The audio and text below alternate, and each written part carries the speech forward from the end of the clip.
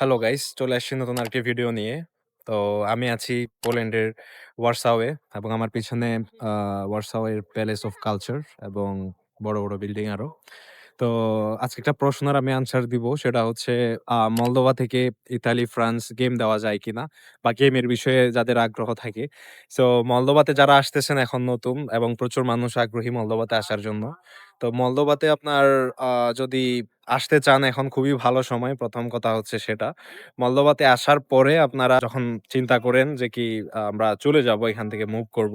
So game দেওয়া possible কিনা। So অতীতের অনেক আরকি আ আমি যতটুকু ইনফরমেশন পাইছি, মলদোভা থেকে গেম সাকসেস রেট খুবই লো, খুবই লো। যারা গেম দেয় বা কাজ করে তারা পর্যন্ত নিজ থেকে এটা আরকি বলে মলদোভা থেকে গেম না দিতে। এবং বাস্তবতার যেটা বিষয় সেটা হচ্ছে মলদোভা থেকে যদি আপনি গেম দেন, যদি ধরা খান সাথে, সাথে আপনাকে আ বর্ডার থেকে আরকি ডিপোর্ট করা হবে এবং রোমেনিয়ার বর্ডার খুবই হার্ড। হয়তোবা গত বছর কিছু মানুষ চেষ্টা করছিল এভাবে। তো ওদেরকে অলরেডি বাংলাদেশে পাঠায় দেওয়া হইছে এবং জেলে আ আরকি দেওয়া হইছে।